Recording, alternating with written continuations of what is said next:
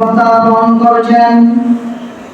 আজকের মাহফিলের প্রধান বক্তা সুদূর ঢাকা থেকে আগত ঢাকা জামিয়া দারুল আবরার মাদ্রাসার সুনামধন্য মুহতামিম বিশিষ্ট আলেমে দ্বীন, বিশিষ্ট ওয়াইজ, আন্তর্জাতিক খ্যাতি সম্পন্ন মুফাসসিরে কোরআন হযরতুল আল্লামা জনাব মাওলানা মুফতি আবিদ আল আহসান সাহেব বারাকাল্লাহু ফি হায়াতি।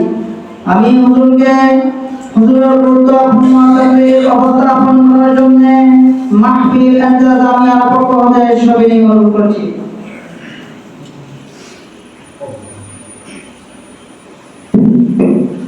السلام عليكم ورحمة الله وبركاته. وعليكم السلام ورحمة الله وبركاته. আপনারা আমার থেকে অনেক দূরে মসজিদে দূরে এই পর্যন্ত চলে আসেন শুধু সামনে থেকে আগে এই যে সামনে থেকে সবাই আসেন সামনে থেকে আগে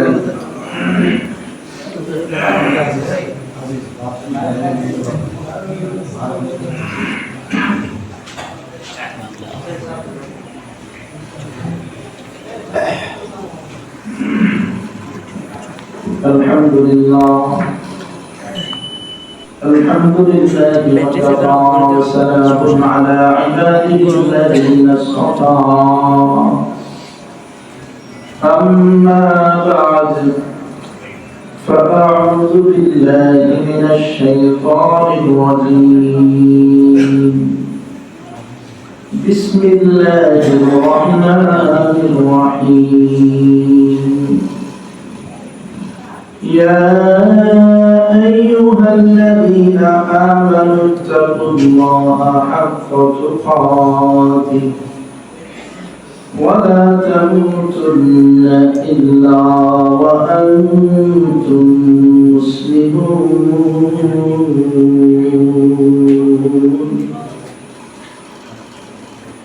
وعن أبي ذر أن النبي صلى الله عليه وسلم قال اتق الله حيثما كنت وأتبع السيئة الحسنة تمحها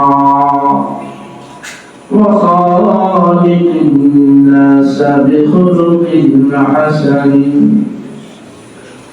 صدق الله مولانا العظيم وصدق رسوله النبي الأمي الكريم وعلى آله وأصحابه أجمعين.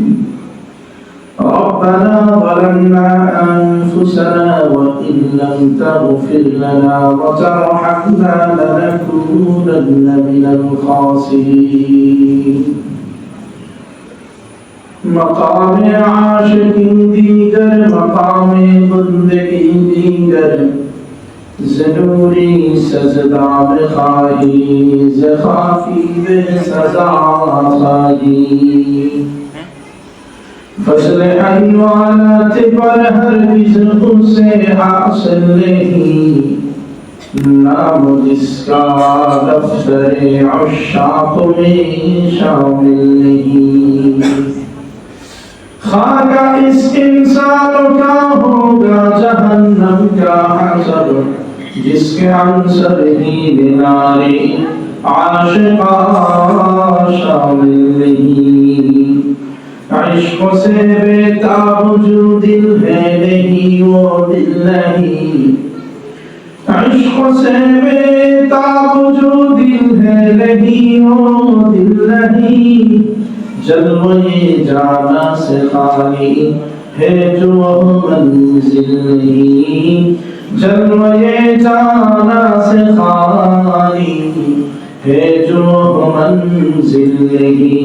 لا الہ الا اللہ لا الہ الا اللہ لا الہ الا اللہ لا الہ الا اللہ لا الہ الا اللہ لا الہ الا اللہ لا إله إلا الله لا إله إلا الله لا إله إلا الله لا إله إلا الله لا إله إلا الله সাগর পাহাড়ি দেব নাই যে আমার তোরি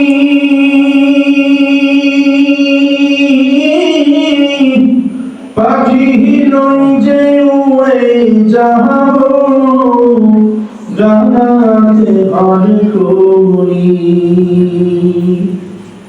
অরব সাগর পাহাড়ি দেব নাই যে আমার তোরি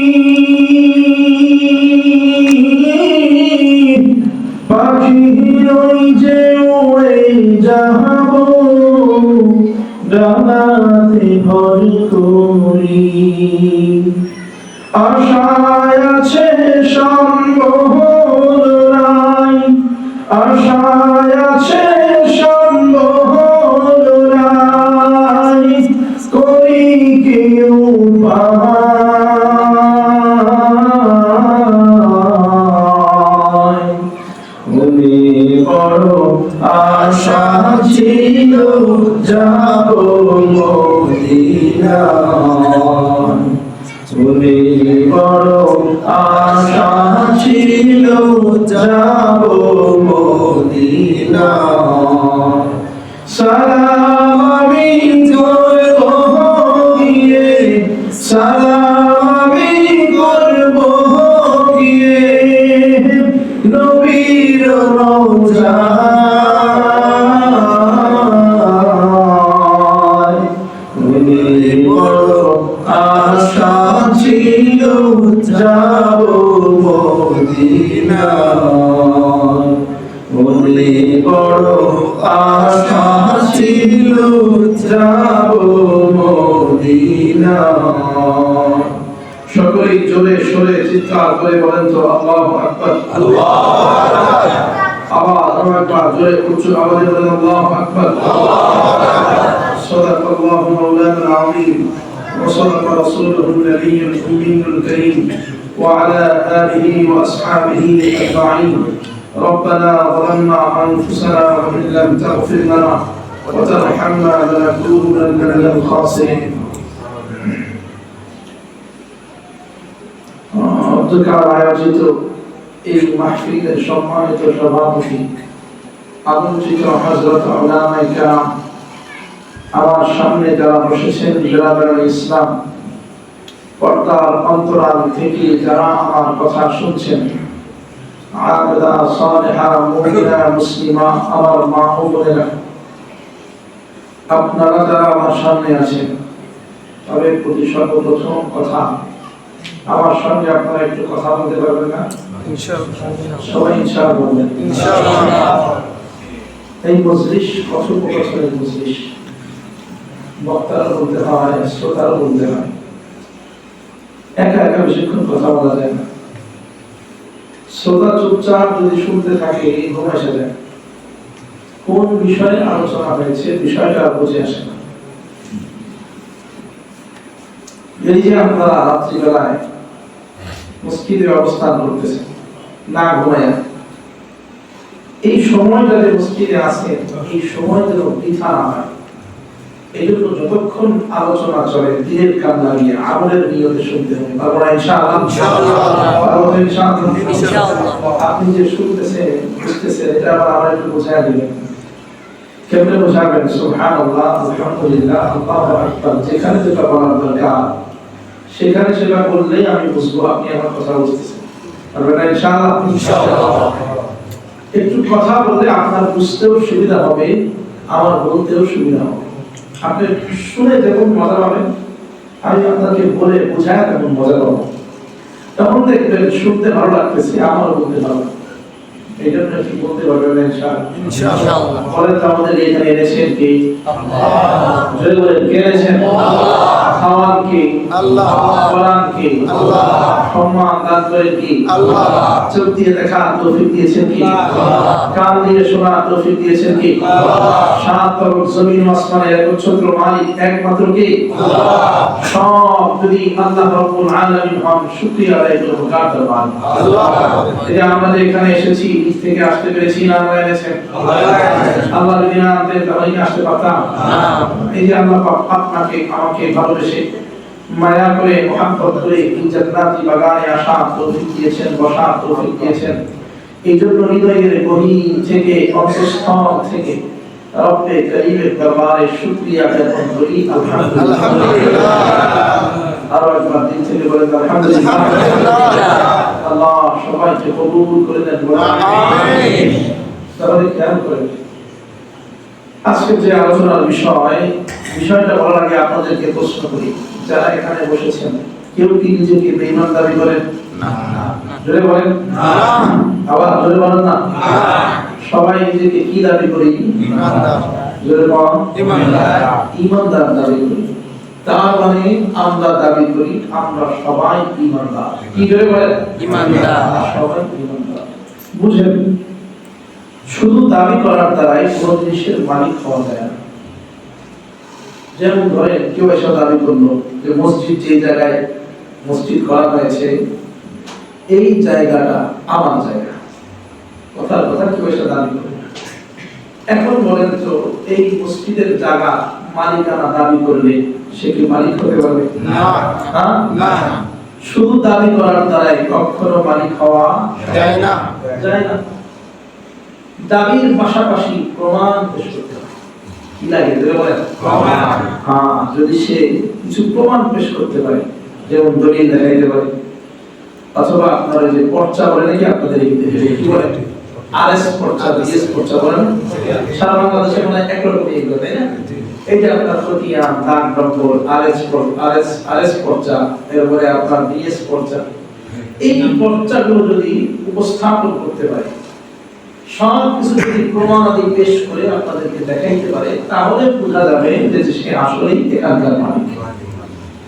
তার মানে প্রমাণ ছাড়া শুধু দাবি করার মাধ্যমে মালিক হওয়া যায় না।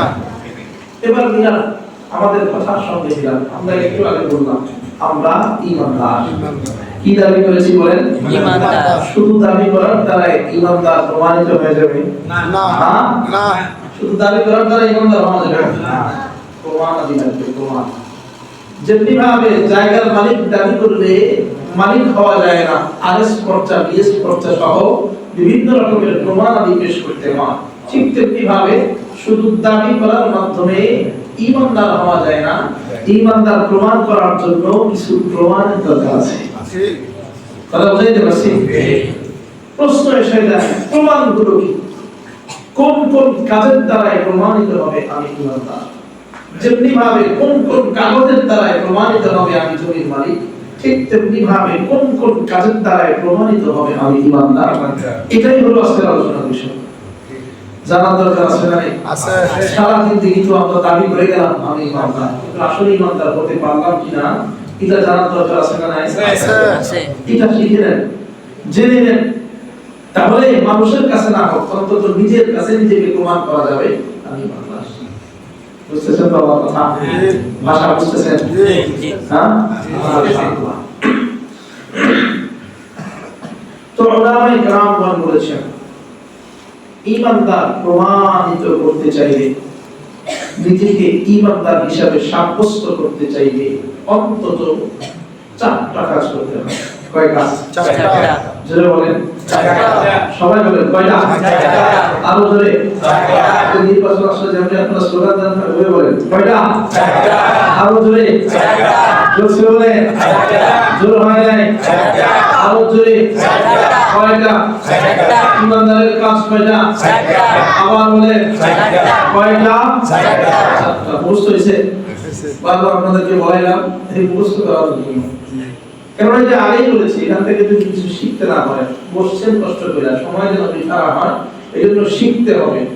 শিখলে আমল করতে আগ্রহী হওয়া যায়, আমলের প্রতি আগ্রহ জন্ম নেবে। কিন্তু যদি মুখস্থই না করি তাহলে লাভ নেই। এই জন্য মুখস্থ করেন আজকে যে ঈমানদার প্রমাণ করতে চাইলে কয় কাজের দ্বারা প্রমাণ করতে চাইলে বলেন কয় কাজ? এই চারটা কাজ কেউ যদি করতে পারে তাহলে বোঝা যাবে সেই বান্দাস। কথা বুঝাইতে পারলাম? এবার আসেন চার কাজ আমরা জেনে নিই। চার কাজের প্রথম কাজ ইত্তাকিল্লাহ, আল্লাহকে ভয় করা। কাকে ভয় করা? বলেন আল্লাহকে। আবার বলেন কাকে ভয় করা? আল্লাহকে। যে যত বেশি আল্লাহকে ভয় করবে সে তত বড় ঈমানদার। বুঝছেন? আপনার অন্তরে যদি 100% আল্লাহর ভয় থাকে আপনি 100% ঈমানদার। যদি কম থাকে কম ঈমানদার। কারণ আপনি তো আপনারটা জানেন, আপনি নিজে তো নিজে জানেন যে আমি কতটুকু ঈমানদার, কোন জায়গায় গুনাহ করছি, কোন জায়গায় নেকির কাজ করছি। হয়তো বা দুনিয়ার কেউ দেখে নাই, দেখেছেন আল্লাহ। আল্লাহ আল্লাহ দেখেছে। এজন্য আল্লাহ পাক রব্বুল আলামিন ঈমানদার বান্দাকে ডেকে ডেকে কোরআনুল কারীমের আয়াতের মাধ্যমে ঈমানদারকে ডেকে ডেকে জানায় দিচ্ছে, ইয়া আইয়ুহাল্লাযীনা আমানুত্তাকুল্লাহ, ও ঈমানদার আল্লাহকে ভয় করো। কাকে ভয় করার কথা বলেছে? আল্লাহকে ভয় করো, হাক্কা তুকাতিহ, যেভাবে রবকে ভয় করা দরকার। এখন কিভাবে আল্লাহকে ভয় করা দরকার? নবীজি মুহাম্মদ রাসূলুল্লাহ সাল্লাল্লাহু আলাইহি ওয়াসাল্লাম হাদিসের মাধ্যমে জানায় দেন, নবীজি বলেন ইত্তাকিল্লাহা হাইসুমা কুনতা, ও উম্মত শোনো, যে যেখানে থাকো, যেই অবস্থার মধ্যে থাকো, সর্বহালতে সব স্থানে সব জায়গায় আল্লাহর ভয় অন্তরের মধ্যে ঢুকায় না। কেননা পৃথিবীতে এমন এমন জায়গা আছে যে জায়গার মধ্যে যায় গুনাহ করলে দুনিয়ার কোনো মানুষ দেখে না। যেমন ধরেন কেউ পাহাড়ের চূড়ায় উঠলো অথবা পাহাড়ের কোন গুহার মধ্যে যায় অন্ধকারে গুনাহ করলো, দুনিয়ার কোন মানুষ কি দেখবে? না। দেখা সম্ভব? সম্ভব না। দেখতে ওয়ালা একজন আছে, আল্লাহ। যিনি বলেন তিনি কে? আল্লাহ। আবার কেউ সমুদ্রের মাঝখানে চলে গেল, কোন একটা নৌকা নিয়ে বা জাহাজ নিয়ে সমুদ্রের মাঝখানে যায় যদি গুনাহ করে, দুনিয়ার কোন মানুষ দেখবে? না। দেখতে ওয়ালা কে? আল্লাহ। এই জন্য বলা হয়েছে যেই অবস্থায় থাকো, যেই স্থানে থাকো, সব জায়গায় সব অবস্থায় আল্লাহর ভয় অন্তরের মধ্যে ঢুকায় না। এটা হলো ঈমানদারের প্রথম কাজ। আমি বলি আল্লাহ বলেছেন, কে বলেছেন? আল্লাহ।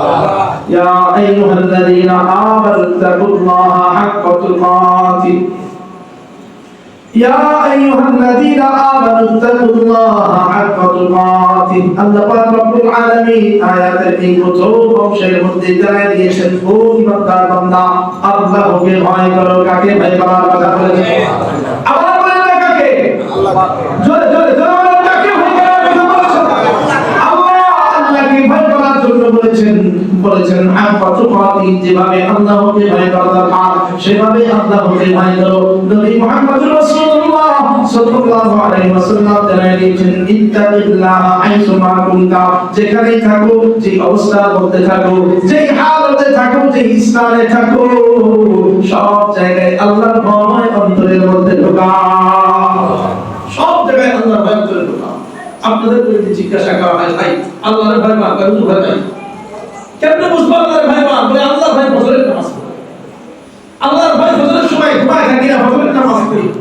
আল্লাহর ভয়ে রমজান মাসে 30টা রোজা রাখি, একটা বাদ দিই না। খেয়াল করেন, শুধু নামাজ আর রোজার ক্ষেত্রেই আল্লাহকে ভয় পাইলাম, অন্য জায়গায় ভয় পাইলাম চলবে না। বরং আপনি ব্যবসা করেন, চাকরি করেন, আপনি সরকারের কোনো চেয়ারে আছেন, আপনি সমাজের মেম্বার অথবা চেয়ারম্যান, সব জায়গায় আল্লাহর ভয় অন্তরে ঢুকাইতে হবে। তাহলে দেখবেন আর গুনাহ করতে মনে চাবে না। আপনি এলাকার মেম্বার, চেয়ারম্যান, আল্লাহর ভয় অন্তরে ঢুকান, দেখবেন এই রাষ্ট্রীয় চেয়ারে বসে আর কখনো দুর্নীতি করতে মনে চাইবে না। কথা বুঝাইতে পারলাম? আপনি ব্যবসা করেন, সেখানে আল্লাহর ভয় অন্তরে ঢুকান, দেখবেন মানুষকে আর ঠকাইতে মনে চাইবে না, ওজনে কখনো কম দিবার মনে চাইবে না। কারণ দেখতেছেন কি আল্লাহ। অন্তরের মধ্যে এই ভয় থাকা। ওমর ফারুক রাদিয়াল্লাহু তাআলা আনহু জামানা, কম বেশি ঘটনা সবাই জানেন, ঘটনা বলার উদ্দেশ্য না। খেয়াল করেন ওমরের জামানা, ওমর ফারুক রাদিয়াল্লাহু তাআলা আনহু তখন খলিফাতুল মুসলিমিন। তো মরুভূমির মধ্যে দিয়ে সফর করতেছেন, হঠাৎ পানির তৃষ্ণা লাগছে, পানির পিপাসা লাগছে। তাকায় দেখেন দূরে এক রাখালকে দেখা যায়, অনেকগুলো পক্ষী নিয়ে রাখাল ওই মরুভূমির মধ্যে পক্ষী চলে গেছে। তো ওমর ডাক দিয়ে বলে, রাখাল ভাই, আমি অনেক তৃষ্ণার্ত একজন মুসাফির, ক্ষুধার্ত, অনেক তৃষ্ণা লেগে গেছে, পিপাসা, তুমি আমাকে একটু দুধের ব্যবস্থা করে দিলে আমি ওই দুধ খাইয়া আমার তৃষ্ণা মিটাইতাম। রাখাল বলে, কে তুমি পথিক, তোমারে আমি কেন দুধ দিব? আমার মালিক আমাকে কোনো দুধ দেওয়ার অনুমতি দেয় নাই, সুতরাং আমি দুধ দেওয়ার পারবো না, তুমি চলে যাও। তবে ফারুক রাদিয়াল্লাহু তাআলা মনে মনে ভাবলেন না মানুষকে একটু টাকার লোভ দেখাই দিই তখন আমার ওই ইমানকে বলবে এমনি ইমান বিক্রি করতে চায় না টাকা আসলে আর লোভ সামলাইতে পারে না কথা বুঝাইতে পারছি এই জন্য মুরব্বীরা বলতে পারে কালো ইমানের দাম 10 টাকা কালো ইমানের দাম 10,000 টাকা কালো ইমানের দাম 10 লাখ টাকা এটা কি জিনিস কি বললেন দেখবেন কেউ যদি 10 টাকা রাস্তার মধ্যে পায় এই টাকাটা এমনি হাতে নিয়ে খালি ঘোষণা দেয় 10 টাকা কাট 10 টাকা কাট 10 টাকা কাট 10,000 যদি রাস্তার মধ্যে পায় আশেপাশে তাকায় দেখি কেউ দেখছে না দেখেন পকেটে ঢোকায় আছে না নাই আবার দেখবেন কোন জায়গায় আপনি 10,000 দিবেন কাম হবে না বিভিন্ন ফাইল সই করানোর জন্য অফিস আদালতে যাইতে হয় যাওয়া লাগে না আপনি 10,000 দিবেন বলে না যখন আপনি আবার 10 লাখ বের করবেন বলে হ্যাঁ আনসার 10 লাখ না বলে এখানে রেখে যান কাম হয়ে যাবে তার মানে 10,000 এর কাছে সেই ইমান বিক্রি করে নাই কিন্তু 10 লাখের কাছে আর ইমান রাখতে পারে নাই 10 লাখের কাছে শেষ মানুষ কত পদ্ধতিতে এখন হারাম ইনকাম করতে চায় বুঝছেন অনেক পদ্ধতিতে হারাম ইনকাম করতে চায় আমি ছোট্ট একটা ঘটনা বলি আপনাদেরকে আমার এক পরিচিত মানুষ আছে মানে 2 কেজি মাছ বললে ভুল হবে বহুত বড় 2 কেজি মাছ কথা বুঝাইতে পারছি আমার একদিন হঠাৎ করে গেল হুজুর আমি আপনাদের বয়ান টয়ান শুনি না এখন থেকে আর হারাম টাকা খাই না কথা বুঝাইতে পারলাম বহুত হারাম ইনকাম করছে এখন আর করি না তা আমি তাকে প্রশ্ন করলাম যে এই যে 2-3টা বাড়ি যে আপনি করতেছেন একসাথে এই ছোট্ট একটা চাকরি করে 2-3টা বাড়ি করা সম্ভব বলেন সম্ভব কেমনে সম্ভব বলেন তো কতটা পদ্ধতি বের করছি কি বের করছে বলেন পদ্ধতি এটা পদ্ধতি বোঝার ক্ষেত্রে সহজ হবে বোঝানোর জন্য বলছি কি পদ্ধতি তুমি এক বক্তার নাম বললো নাম বলে বললো যে অমুক বক্তার কাছে বয়ান শুনছি হারাম টাকা হাত দিয়ে ধরা হারাম এই জন্য আমি আর হাত দিয়ে ধরি না অন্যভাবে দিই বুঝাইতে পারছি কেমনে নেন হাত দিয়ে না ধরলে কেমনে নেন কি টিস্যুর কাছে নেন নাকি কেমনে নেন বুঝলাম না হুজুর এখন ডিজিটাল যুগ কেউ যদি আমারে হারাম টাকা দিবার চায় ঘুষের টাকা দিবার চায় তাকে আমি বলি যে বিকাশের মাধ্যমে পাঠাই দিই ওটা বুঝাইতে পারছি কথা বুঝতেছেন না অথবা ব্যাংকের অ্যাকাউন্ট নাম্বার দিয়ে দিই বলি যে অ্যাকাউন্ট নাম্বারে পাঠায় দিই মোবাইলে এখন মোবাইলের মাধ্যমে ব্যাংকের অ্যাকাউন্ট নিয়ন্ত্রণ করা যায় মোবাইলে অ্যাপস আছে কথা বুঝাইতে পারছি তো বলে মোবাইলের মাধ্যমে বিকাশের মাধ্যমে নিয়ে দিই অথবা ব্যাংক অ্যাকাউন্টের মাধ্যমে নিয়ে আমি তাকে ধরার জন্য বললাম যে ভাই এই যে বিকাশের মাধ্যমে আপনি ঘুষের টাকা নিয়ে অথবা ব্যাংকের অ্যাকাউন্টের মাধ্যমেই মনে করেন দিয়ে তাইলে ওই যে ব্যাংকের অ্যাকাউন্ট থেকে অথবা বিকাশের থেকে আমার টাকাটা উঠান না উঠাই দিলে হাতের মধ্যে চলে আসবে তাই না তা আপনি যে বলতেছিলেন যে হারাম টাকা হাত দিয়ে আপনি ধরেন না এই যে আপনি টাকা যে উঠাইছেন উঠাইলেই তো আপনার হাতের মধ্যে টাকা চলে আসে ওই যে হাতের মধ্যে চলে আসবে তো হুজুর আমার এত বোকা ভাবছেন আমি এত বোকা না তাহলে কেমনে কি ওই টাকা আপনি কেমনে ব্যবহার করেন বলুন ইট বালু সিমেন্ট রড আমার যা যা দরকার আমি সব কিছু কিনে আবার বিকাশের মাধ্যমে তাদেরকে পেমেন্ট করে দিই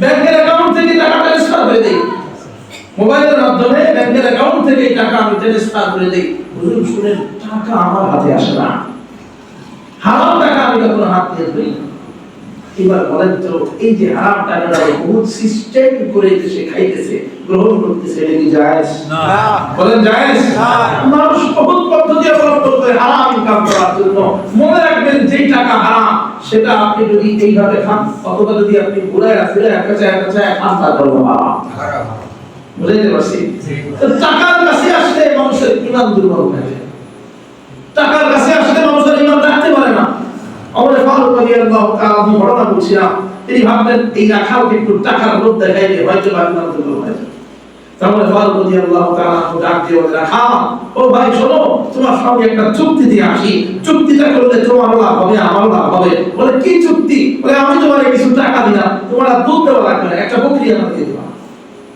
আমার লাভ হবে ওই বকরির থেকে আমি আনন্দ দুধ খাইলাম এর পরবর্তী সময় যখন আমার ক্ষুধা লাগবে আমি বকরি খাই রান্না করে খেয়ে ফেলবো আর তোমার লাভ হবে তোমার পকেটের মধ্যে কিছু টাকা ঢুকবে এক্সট্রা কিছু ইনকাম তোমার হবে মালিক তো বেতন দেয় পাশাপাশি তোমার এক্সট্রা কিছু ইনকাম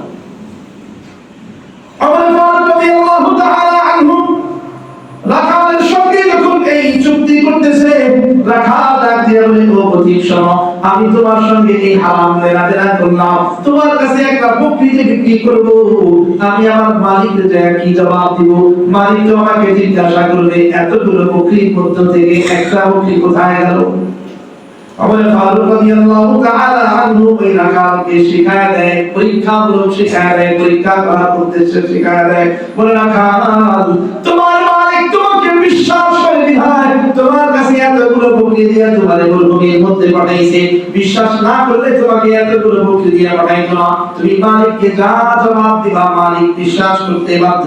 তুমি যদি যা বলো এতগুলো বকরির মধ্য থেকে একটা বকরি হারায় গেছে, তোমার মালিক সেটাও মেনে নেবে। তুমি যদি যা বলো এতগুলো বকরির মধ্য থেকে একটা বকরিকে কোনো জন্তু জানোয়ার ধরে খায় ফেলাইছে, তোমার মালিক সেটাও বিশ্বাস করবে। তুমি যাও মালিককে যে কোনো একটা কথা কইরা বুঝ দিয়া দিবা। আর কি রাখাল ডাকতে বলে, পথিক শোনো, আমার দুনিয়ার মালিক আমাকে এখানে দেখার জন্য আসবে না আমি জানি। আমি এখানে তোমার কাছে একটা বকরি বিক্রি করলে দুনিয়ার কেউ দেখার জন্য আসবে না, কিন্তু ইয়া হালা ফাইনাল্লাহ, আমার মালিকের একজন মালিক আছে, ওই মালিকের চোখ কেমন করে ফাঁকি দেব বলো না? ওই মালিকের চোখ তো ফাঁকি দেওয়া সম্ভব না। লা তাখুযুহু সিনাতুন ওয়ালা নাওম, দুনিয়ার সব মালিক মাঝে মাঝে ঘুমায় যায়, কিন্তু ওই মালিক তো কখনো ঘুমায় না, তার চোখ কখনো ঘুমায় না, তার কুদরতি চোখ কখনো বন্ধ হয় না। তিনি কুদরতি চোখ দিয়ে সদা সর্বদা বান্দার দিকে কুদরতি চোখ দিয়ে তাকায় থাকে। কোন বান্দা না জানি কোন সময় আয়েশা মালিকের দরবারে সিজদা দেয়, দুনিয়ার কোন মানুষ না জানলেও মালিক দেখেন, মালিক জানেন। আবার কোন বান্দা কোন সময় কোন জায়গায় গুনাহ করে, দুনিয়ার কোন মালিক দুনিয়ার কোন মানুষ না দেখলেও দেখবে মারাকে আল্লাহ। ওই মালিকের চোখ তো ফাঁকি দেওয়া সম্ভব না। ও পথিক, যদি ওই মালিকের চোখ আমি ফাঁকি দিতে না পারি, আর ওই মালিক যদি কিয়ামতের দিন তার কান বাড়ায় পাইয়া আমি রাখালকে জিগায়, ও রাখাল, কেন তুমি অমুক দিন অমুক টাইমে অমুক ভূমির মধ্যে এইরকম হারাম কাম করেছিলাম, আমি আমার মালিককে কি জবাব দেব? মালিককে জবাব দেওয়ার মতো সেদিন আমার কাছে কোনো জবাব থাকবে না, কোনো কথা থাকবে না। এই জন্য পথিক শোনো, আমি যেহেতু এই হারাম কাজের জবাব দেওয়ার পারবো না, এই জন্য তোমার সঙ্গে এই হারাম লেনা দেনা অর্থাৎ এই বকরিটাও তোমার কাছে বিক্রি করতে চাই না। ওমর ফারুক রাদিয়াল্লাহু তাআলা আনহু এই জবাব শোনার সঙ্গে সঙ্গে দুই চোখ থেকে পানি ছেড়ে দিয়েছেন। দুই চোখ থেকে পানি ছেড়ে দিয়া আল্লাহ পাক রব্বুল আলামিন ডাক দিয়ে কয়, আল্লাহ তুমি আমারে খলিফাতুল মুসলিমিন বানাইছো, তুমি আমাকে মুসলিম বিশ্বের খলিফা বানিয়েছো। কিয়ামতের দিন তুমি যদি আমি ওমরকে জিগাও, ও ওমর, তোমার কি এত বড় খেলাফত দান করা হয়েছিল, তোমাকে এত বড় বাদশা বানানো হয়েছিল, তুমি আমার জন্য কি উপহার নিয়ে আসছো? আল্লাহ সেই দিন যদি আমার সুযোগ হয়, আমি তোমাকে এই রাখালটাকে আমি সেদিন তোমার দরবারে নিয়ে তোমার সঙ্গে পরিচয় করায় দেব। আল্লাহ, এই রাখাল আমার জামানায়, আমি ওমরের জামানায় এইরকম একটা রাখাল যে ছিল, যে রাখাল আসলেই তোমাকে ভয় করতো, এই রাখালটা তোমার সঙ্গে পরিচয় করায় দিলাম, এটাই আমার পক্ষ থেকে তোমার জন্য উপহার। তাহলে দেখেন, খেয়াল করেন যে ঘটনা বলার উদ্দেশ্য যেটা ছিল, ওই রাখাল যেই জায়গায় যাইয়া, যেই মরুভূমির মধ্যে যাইয়া হারাম লেনদেন করতেছিল, কোন মানুষ কি সেখানে দেখার জন্য গিয়েছে? না। কোন মানুষ কি দেখতো? না। বলে না দেখতো? কেউ জানতো না, জানতে আল্লাহ।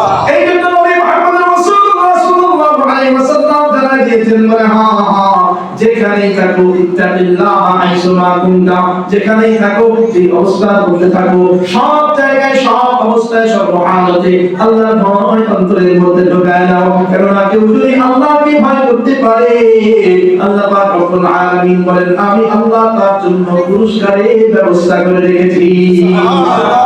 কোরআন কারীমের মধ্যে অনেক পুরস্কারের কথা বলা হয়েছে, তার মধ্যে থেকে আমি শুধু দুইটা পুরস্কারের কথা বলি। আল্লাহ পাক রব্বুল আলামিন জানালেন, বলে ওয়া মান ইয়াত্তাকিল্লাহা ইয়াজআল লাহু মাখরাজা, কেউ যদি আল্লাহকে ভয় করে, যে ব্যক্তি আল্লাহকে ভয় করবে, সে যত রকমের সমস্যার মধ্যে থাকুক না কেন, ব্যক্তিগত সমস্যা, রাষ্ট্রীয় সমস্যা, পারিবারিক সমস্যা, রাজনৈতিক সমস্যা, ব্যবসায়িক সমস্যা, চাকরির সমস্যা, এক কথায় দুনিয়ার জমিনের যত রকমের সমস্যার মধ্যে থাকুক না কেন, বান্দারে যদি আল্লাহকে ভয় করো, আল্লাহ ডাক দিয়া বলে ও বান্দা শোনো আমি তোমাকে সব সমস্যা থেকে সমাধানের পথ বের করে দেব সমস্যা সমাধান করে নেওয়া জোরে কে আল্লাহ আল্লাহ পাক রব্বুল আলামিন বলেন আয়াতের মাধ্যমে আরেক পুরস্কারের ঘোষণা দিয়ে দেন আল্লাহ পাক রব্বুল আলামিন বলেন ওয়ায়ারযুকুহু মিন হাইসু লা ইয়াহতাসিব ও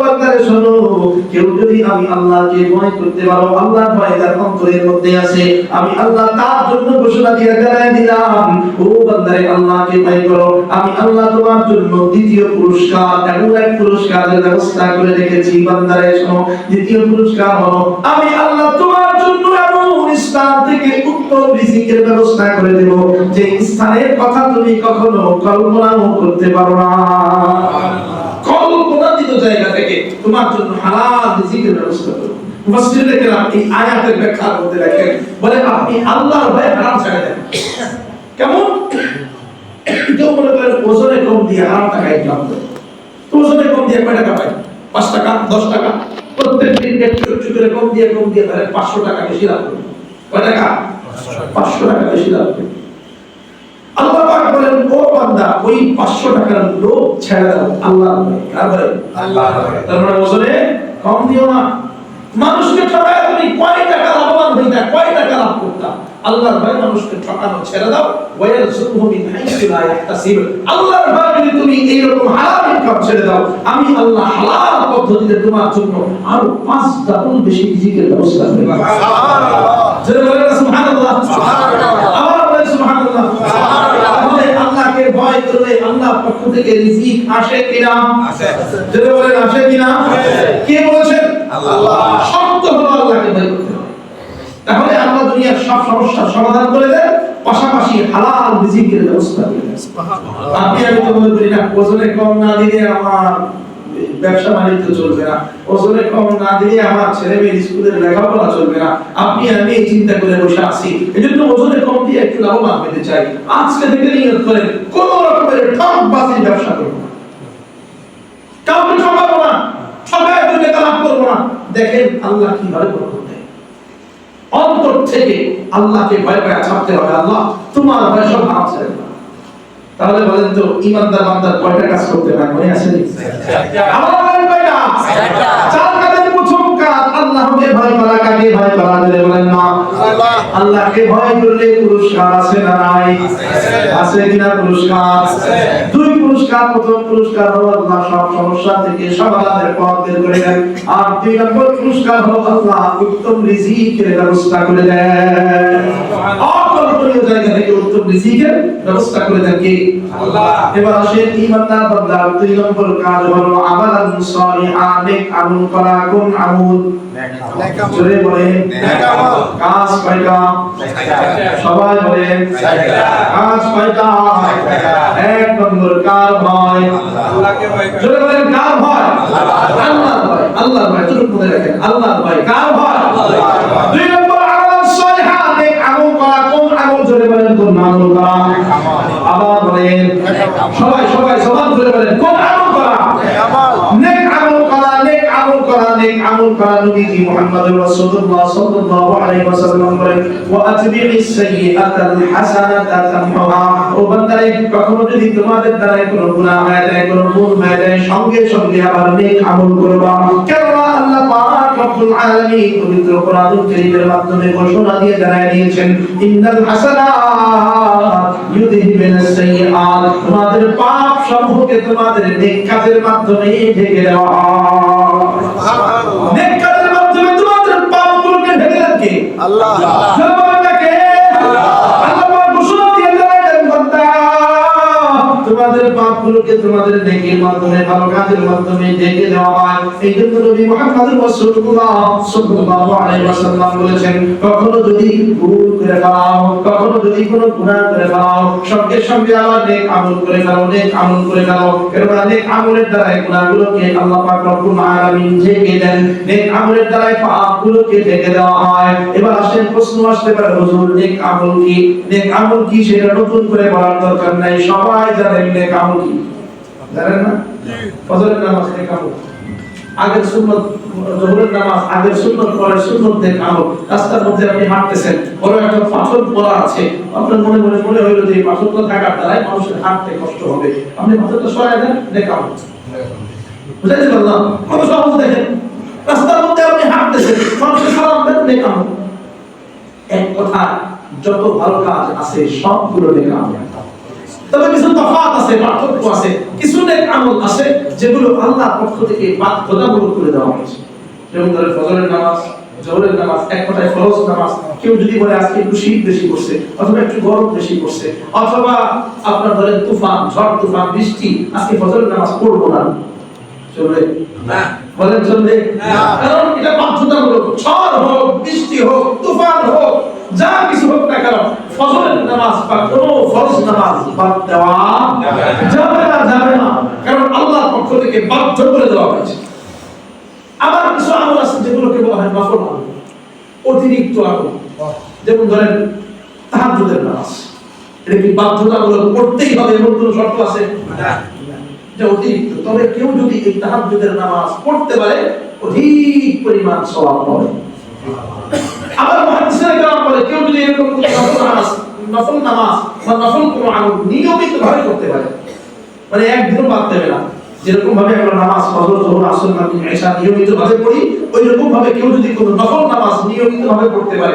অথবা কোনো নফল আমলকে যদি নিয়মিতভাবে অভ্যাস বানায় ফেলতে পারে মুহাদ্দিসরা কেরাম বলে ওই নফল আমলটাই তার জন্য নিয়ামতের দিন নাজাতের ওসিলা সুবহানাল্লাহ আল্লাহ সুবহানাল্লাহ সুবহানাল্লাহ তাহলে বান্দার কাজ কয়টা করে বলেন কাজ কয়টা এক নম্বর মনে আছে না ভুলে গেছি কার ভয় দুই নম্বর হলো নেক আমল বললাম নেক আমলের অনেক প্রকার আছে এক প্রকার হলো আল্লাহর পক্ষ থেকে বাধ্যতামূলক নেক আমল যেগুলোকে বলা হয় ফরজ ওয়াজিব আর এক প্রকার নেক আমল হলো সুন্নাহ নফল যেগুলো বাধ্যতামূলক নয় কিন্তু কেউ যদি অভ্যাস বানায় ফেলতে পারে মুহাদ্দিসিনে কেরাম বলে কোন নফল আমল কেউ যদি অভ্যাসে পরিণত করে ফেলতে পারে নিয়মিতভাবে আদায় করতে পারে তাহলে হতে পারে কিয়ামতের দিন ওই নফল আমলটা তার জন্য জান্নাতের ওসিলা হয়ে যাবে আবার খেয়াল করেন এমন কিছু নেক আমল আছে যে নেক আমল করা অত্যন্ত সহজ কোনো কঠিন না আমি উদাহরণ দিলে আপনারা বুঝবেন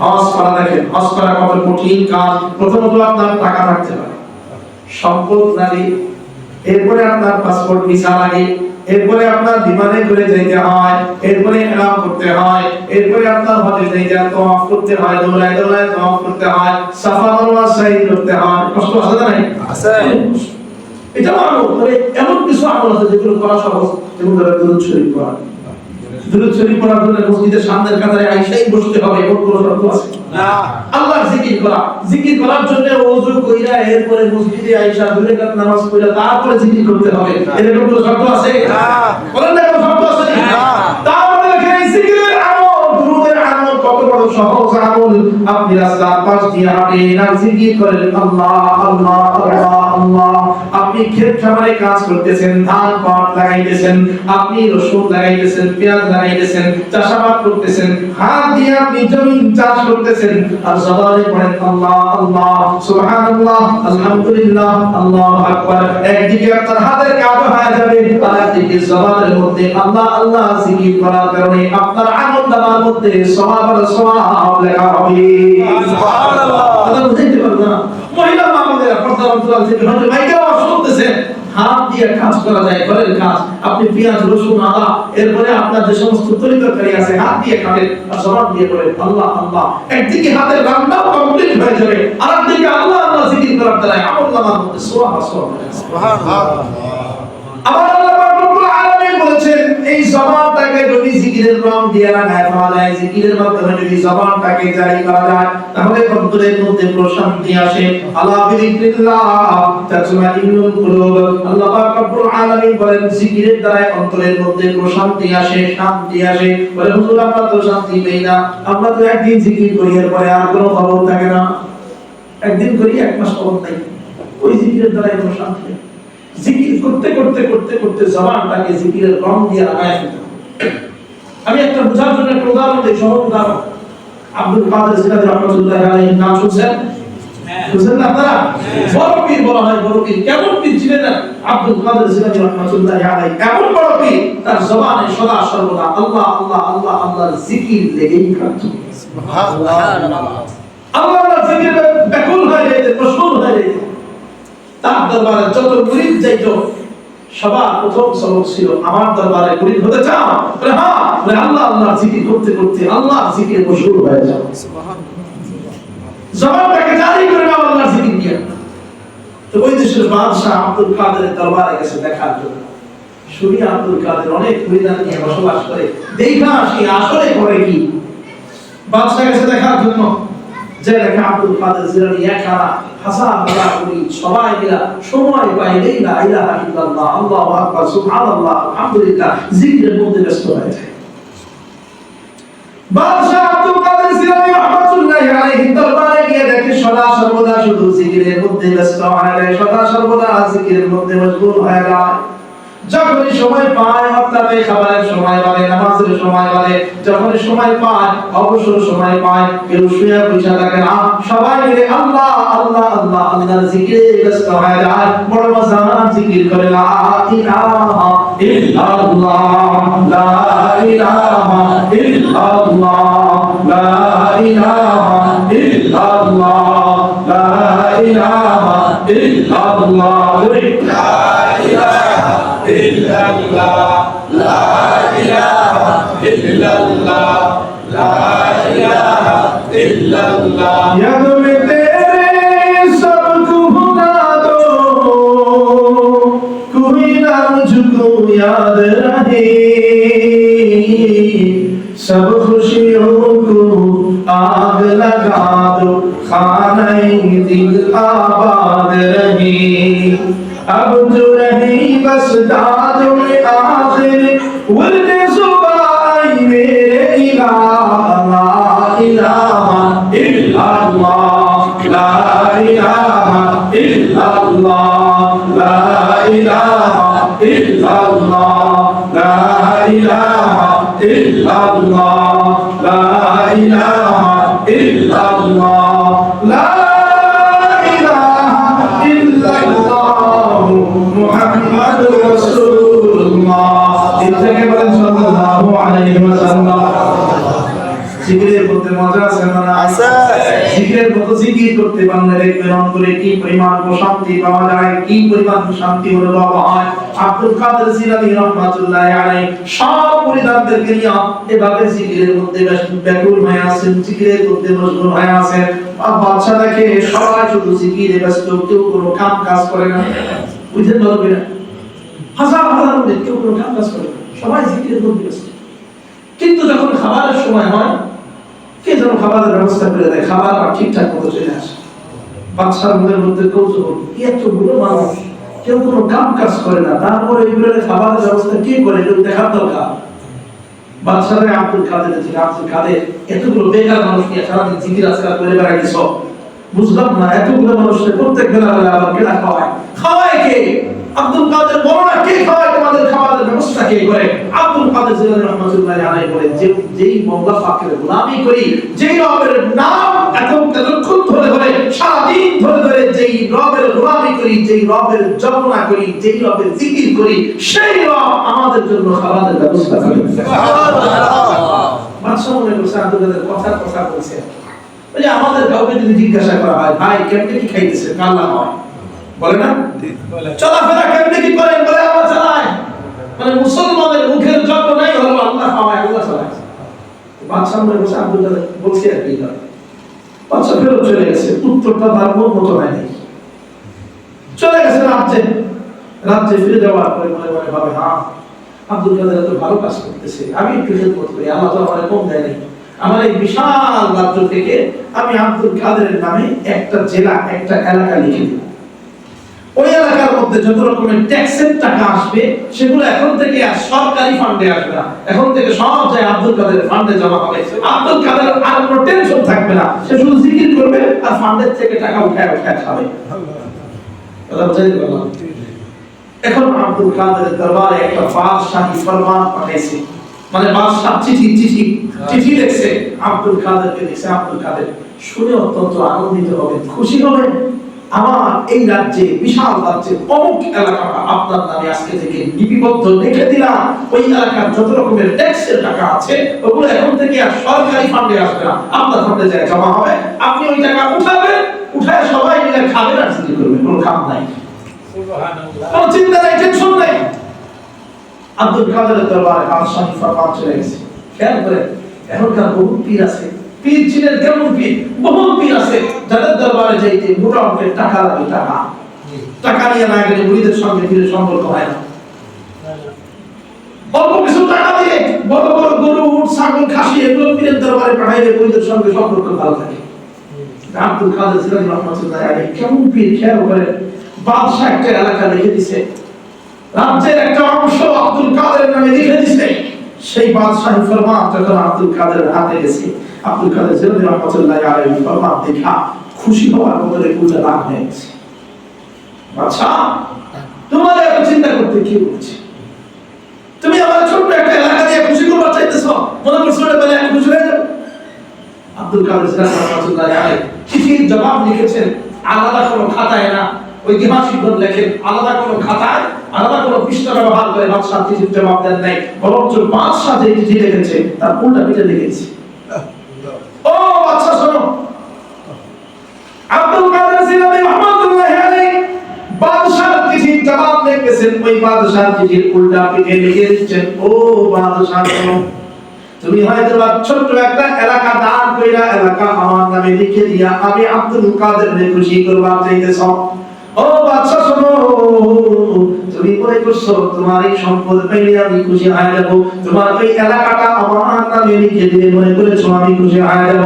কিন্তু না না, শুনে না, আমি আব্দুল কাদের গভীর রাতে তাহাজ্জুদের সময় উঠা আমার মালিককে আল্লাহ কইরা একবার ডাক দিয়া যে পরিমাণ শান্তি পাই। তুমি যদি আমাকে শুধু ওই একটা এলাকা না, তুমি যদি আমাকে গোটা দুনিয়াটাও দান করে দাও, তারপরে ওই পরিমাণ প্রশান্তি আসবে না।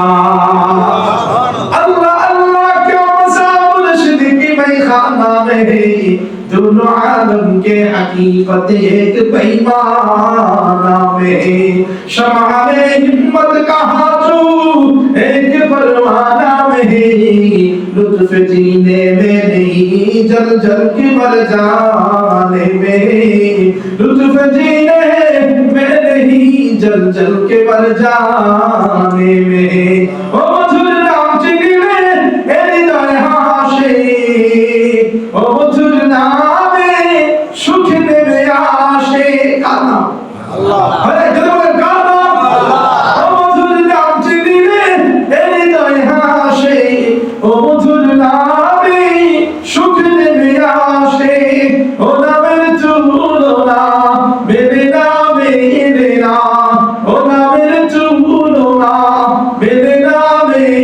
नाम तुलना নাই নাই নাই সোনা আল্লাহর নামে গান গাই এসো না বলো প্রাণ জোড়াই আল্লাহু আকবার বলো আল্লাহু আকবার আল্লাহু আকবার বলো আল্লাহু আকবার আল্লাহু আকবার বলো আল্লাহু আকবার আল্লাহু আকবার বলো আল্লাহু আকবার সবাই চিৎকার দিয়ে বলেন আল্লাহু আকবার। তাহলে কি বলেন আব্দুল কাদের জিলানী রাহমাতুল্লাহি আলাইহি গোটা দুনিয়াবাসীকে বুঝায় দিলেন, ও দুনিয়াবাসী শোনো, সারা দুনিয়াটাও যদি উপহার স্বরূপ করা হয় আর আল্লাহকে আল্লাহ বইলা যদি একবার ডাক দেওয়া হয়, তাহলে আল্লাহকে আল্লাহ বইলা একবার ডাক দিয়া যে পরিমাণ শান্তি পাওয়া যায়, সারা দুনিয়াটাও উপহার স্বরূপ পাইলে ওই পরিমাণ শান্তি পাওয়া যায় না। তাহলে জিকিরের আমল দেখেন কত সহজ। এই জিকিরটা সদা সর্বদা একটু জবানে তোলা যায় না ভাই? যায় তো?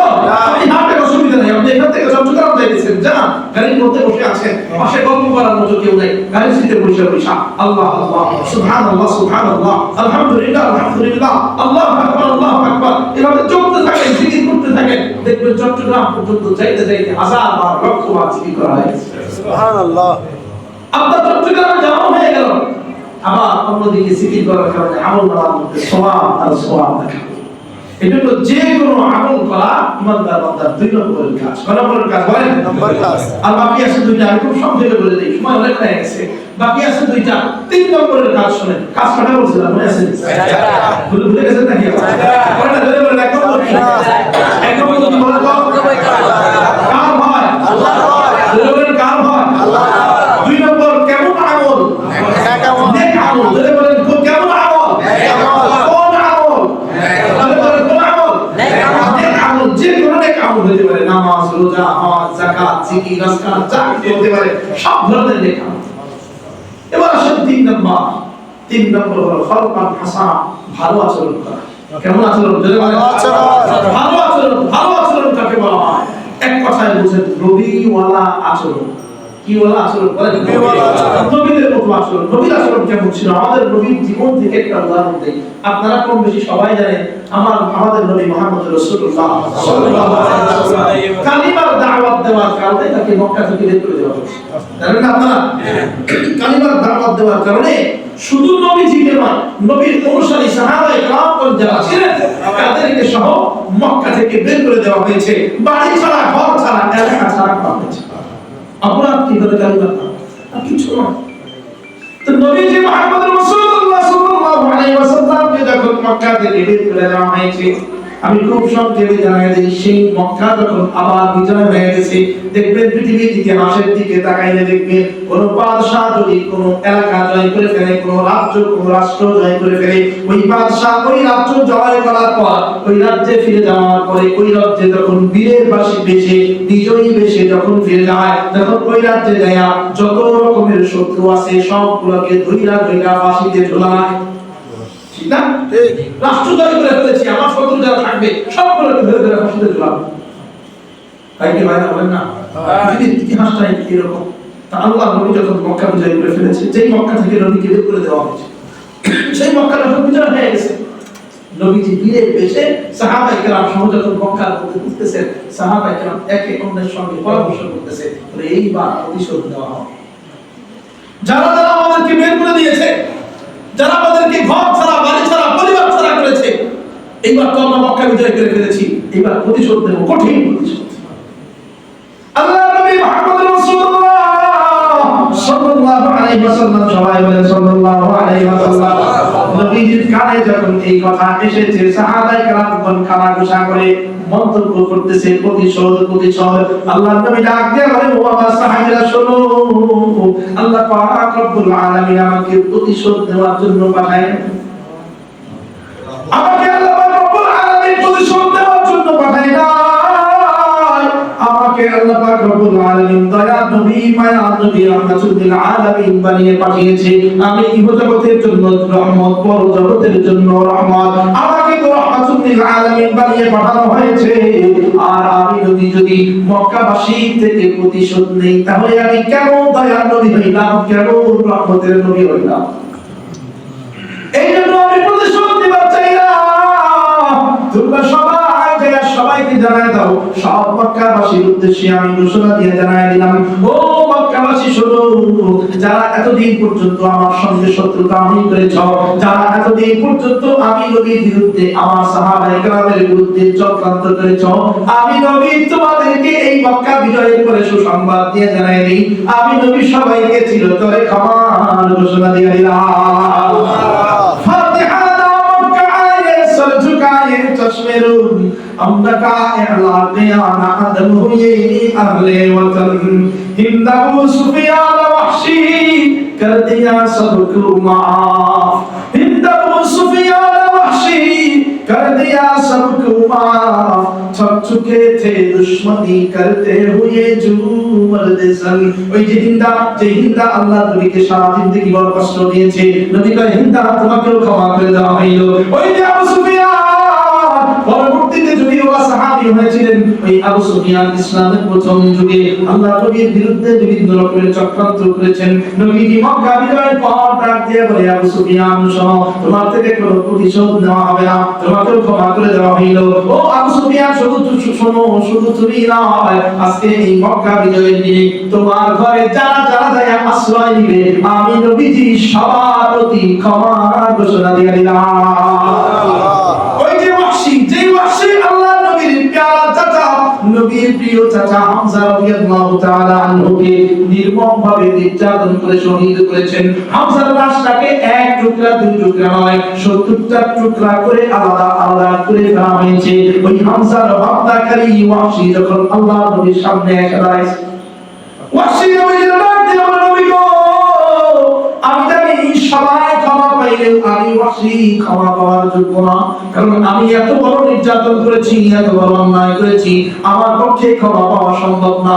নবীজি ডাক দিয়ে বলে, ওয়াহশী শোনো, তুমি কখনো আমার সামনে এসে দাঁড়াবা না, তোমার দেখলে আমার প্রিয় চাচা হামজার কথা মনে পড়ে যায়, আমার প্রিয় চাচা হামজার কথা মনে পড়ে যায়, আমি নবী সহ্য করতে পারি না, তুমি সব সময় ওই পেছনের দিকে বসবা যেন আমার চোখে তুমি না পড়ো। ও ওয়াহশী, আমি নবী মক্কা বিজয় করে ফেলেছি, আমি চাইলে তোমার থেকে প্রতিশোধ দিবার পারতাম, কিন্তু ওয়াহশী শোনো, আমি নবী প্রতিশোধ দেওয়ার জন্য আসি নাই, তুমি যত বড় অপরাধ করে থাকো না কেন, আমি নবী তুমি ওয়াহশীকেও ক্ষমার ঘোষণা দিয়ে দিলাম।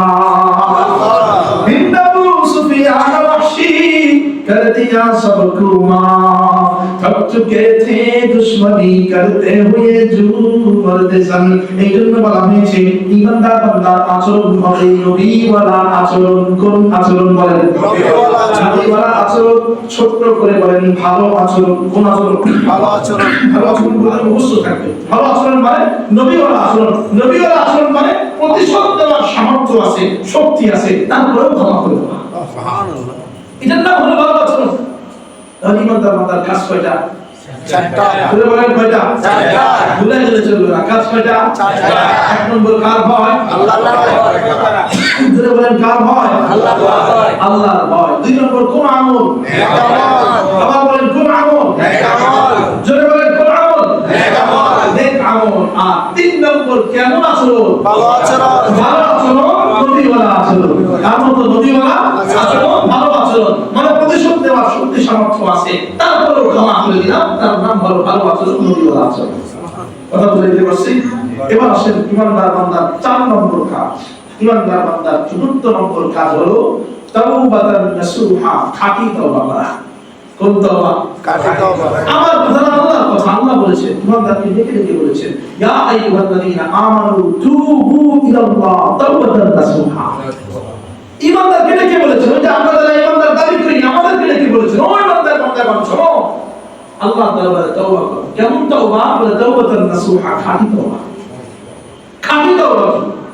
তওবা তো আমরা বুঝি আল্লাহর কাছে ক্ষমা চাওয়া। গুনাহ করলাম, আবার তওবা করলাম, আবার গুনাহ করলাম, আবার তওবা করলাম, এটার নাম খাঁটি তওবা না। খাঁটি তওবা হলো প্রথমত গুনাহ, যে গুনাহটা আমি করেছি, আমি তো জানি আমি কোন গুনাহ করেছি, জানি না?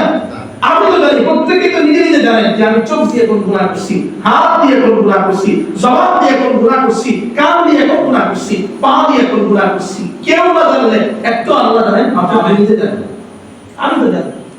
প্রথমত আল্লাহর দরবারে প্রতিজ্ঞা করতে হবে, আল্লাহ অমুক দিন ওই যে চোখ দিয়ে ওই জঘন্যতম গুনাহটা যে করলাম, আল্লাহ তোমার কাছে প্রতিজ্ঞা করি আর জিন্দেগিতে ওই গুনাহটা করব না। বুঝেন? খাঁটি তওবা পদ্ধতি হলো প্রথমত প্রতিজ্ঞা করতে হবে ওই গুনাহটা আর করব না, এখন থেকে ওই গুনাহ করব না বলে প্রতিজ্ঞা করলাম, এরপরে মাফ চাইতে হবে। কথা বুঝাইতে পারলাম? শুধু তওবার মানে হলো গুনাহ করলাম আবার মাফ চাইলাম, আবার গুনাহ করলাম, এটা হলো শুধু তওবা। আর খাঁটি তওবার পদ্ধতি হলো আগে প্রতিজ্ঞা করা, গুনাহ করব না বলে প্রতিজ্ঞা করা, এরপরে আল্লাহর দরবারে তওবা। বুঝাইতে পারছি? খাঁটি তওবাটা বুঝছেন?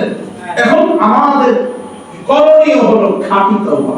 কোন তওবা? বলেন না, আমাদের করতে হবে কোন তওবা? খাঁটি তওবা। খাঁটি তওবা করতে হবে, খাঁটি তওবা। এমনি তওবা করতে হবে না, খাঁটি তওবা। খাঁটি তওবা মানে আগে গুনাহ করব না বলে প্রতিজ্ঞা করব, যে আল্লাহ অমুক অমুক গুনাহ। দেখবেন অনেক সময় চোখ বন্ধ করে অনেক গুনাহের কথা স্মরণ হয়, একটু করে আমাদের মুনাজাত হয়, মুনাজাতের মধ্যে আমরা চোখ বন্ধ করে গুনাহের কথা স্মরণ করি, এরপরে মনে মনে অন্তরে অন্তরে প্রতিজ্ঞা করবো, আল্লাহ ওই গুনাহ করেছি আর ওই অপরাধ করেছি, অপরাধটা আর করবো না, এইরকম প্রতিজ্ঞা কইরা এরপরে ক্ষমা চাইতে হবে। আল্লাহ ওই প্রতিরোধ, ওই গুনাহটা না করা, ওই গুনাহ আর না করার প্রতিজ্ঞা করলাম, এইবার তুমি আমাকে ক্ষমা করে দাও। এটা হলো খাঁটি তওবার নমুনা, খাঁটি তওবার পদ্ধতি। বুঝাইতে পারলাম? তাহলে বলেন তো ইমানদার বান্দার কাজ কয়টা? যদি বলেন কাজ কয়টা? এক নম্বর কার ভয়? আল্লাহ ভয়। যদি বলেন কার ভয়? আল্লাহ ভয়। দুই নম্বর কোন আমল? নেক আমল। যদি বলেন কোন আমল? নেক আমল। তিন নম্বর কেমন আচরণ? নবীওয়ালা আচরণ। নবীওয়ালা আচরণ, ভালো আচরণ। ভালো আচরণ বলে মনে থাকবে সবাই, ভালো আচরণ। চার নম্বর কেমন তওবা? খাঁটি তওবা। শুধু তওবা বলবেন না, বলবেন তাওবাতুন নাসুহা অথবা খাঁটি তওবা। বাংলায় বলেন খাঁটি তওবা। কি তওবা বলে বলেন? খাঁটি তওবার পদ্ধতিটা বুঝছেন তো?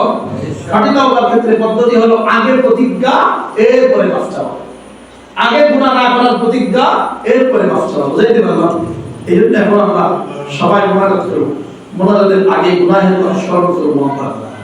ইস্তিগফার করতে করতে গুনাহের কথা স্মরণ করব, এরপরে ইনশাআল্লাহ মুনাজাত করব। মুনাজাতের মধ্যে ওই গুনাহের কথা স্মরণ কইরা মনে মনে প্রতিজ্ঞা করব, আল্লাহ আর ওই গুনাহ করব না, তোমার কাছে খাঁটি তওবা করতেছি। তাহলে ইনশাআল্লাহ আশা করা যায় আল্লাহ পাক রব্বুল আলামিন জিন্দেগীর গুনাহগুলোকে ক্ষমা করে দিবেন। এটা তো মসজিদ, আর একদিনের দিনী মাহফিল, অনেক রকমের ফজিলত। এই ফজিলতপূর্ণ স্থানে বসে আল্লাহর কাছে চাইলে আশা করি আল্লাহ পাক রব্বুল আলামিন ফিরাইয়া দিবেন না। কথা বুঝাইতে পারলাম? এই জন্য আমরা সবাই দিল থেকে আল্লাহর কাছে চাবো, খাঁটি তওবা করতে করতে আল্লাহর কাছে চাবো। পারবো না ইনশাআল্লাহ? পারবো না ইনশাআল্লাহ?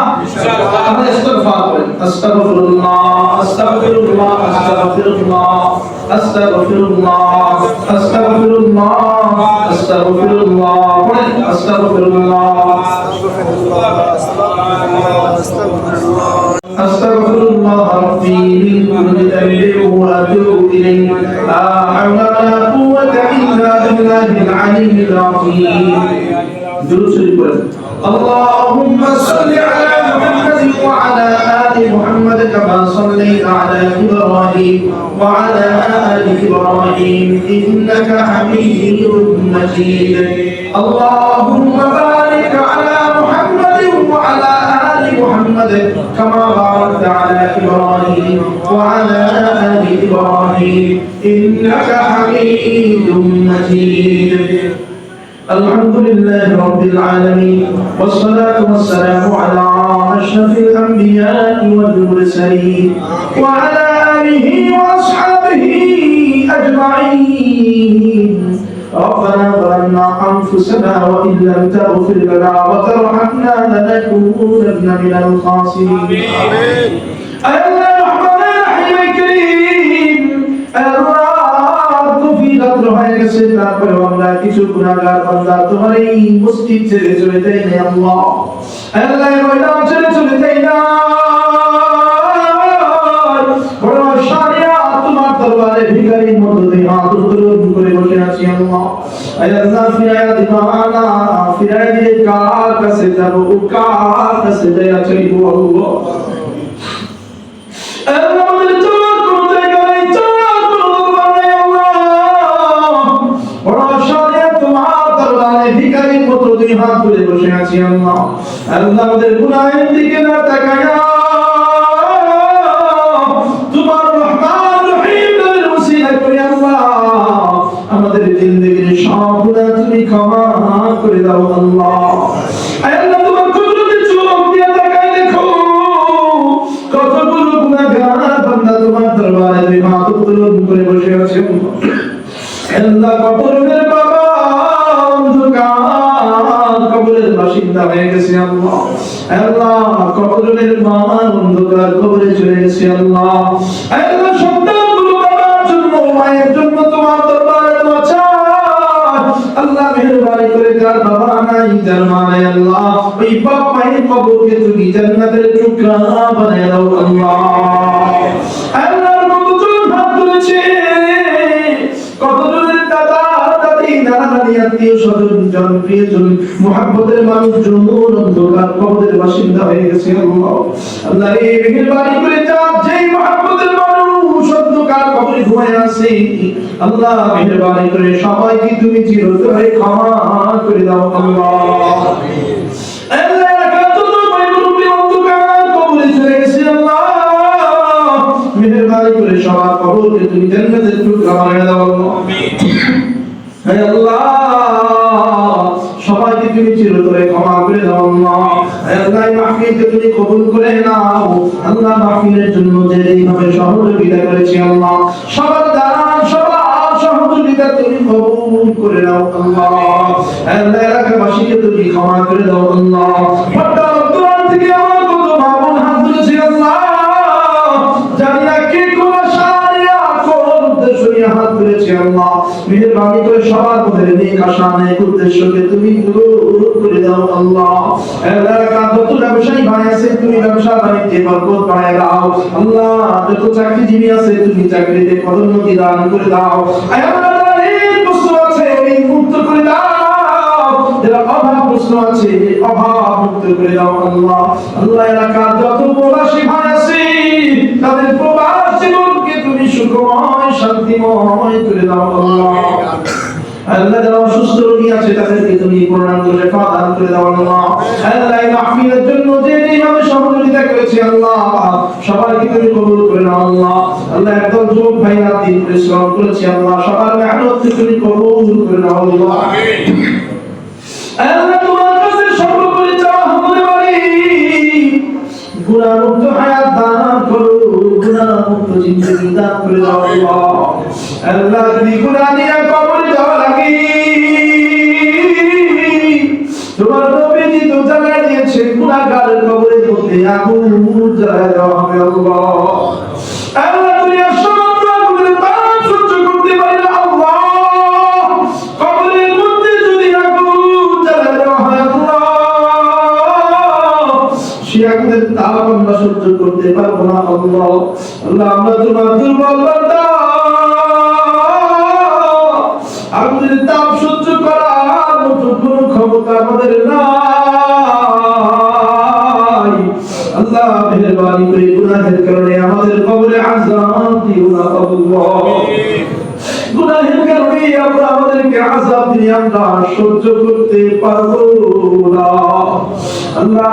জিন্দেগিতে কত গুনাহ করলাম আল্লাহ, চোখ দিয়ে কত গুনাহ করলাম, জবান দিয়ে কত গুনাহ করলাম আল্লাহ, চোখ দিয়ে কত গুনাহ করলাম, তারপরে তুমি চোখটাকে অন্ধ বানায় দাও না আল্লাহ। হাত দিয়ে জিন্দেগিতে কত গুনাহ করলাম আল্লাহ, তারপরে তুমি হাতটাকে বছর বানায় দাও না আল্লাহ। এত গুনাহ নাফরমানি করার পরেও আল্লাহ কখনো তুমি বেইজ্জতি করো না আল্লাহ। আল্লাহ তোমার দরবারে আমরা সবাই খাঁটি তওবা করতেছি, আর কোনদিন অপরাধ করব না, আর গুনাহ করব না আল্লাহ। আল্লাহ চোখ দিয়ে কত গুনাহ করি, আর চোখ দিয়ে গুনাহ করব না আল্লাহ। জবান দিয়ে কত গুনাহ করি, আর কোনদিন করব না আল্লাহ। আল্লাহ হাত দিয়ে পা দিয়ে কত গুনাহ করি, আর করব না আল্লাহ। মেহেরবানি করে আমাদের সবাইকে তুমি ক্ষমা করে দাও আল্লাহ। বেগুনাহগার মাসুম না বানানো পর্যন্ত কবরে যাত্রী বানাও না আল্লাহ। বেগুনাহগার মাসুম না বানানো পর্যন্ত মালাকুল মউত আমাদের কাছে পাঠাও না আল্লাহ। ربنا اغفر لي ولوالدي وللمؤمنين يوم يقوم الحساب رب ارحمهما كما ربياني صغيرا رب ارحمهما كما ربياني صغيرا رب ارحمهما كما ربياني صغيرا بجد سبحان ربك رب العزة عما يصفون وسلام على المرسلين آمين برحمتك يا أرحم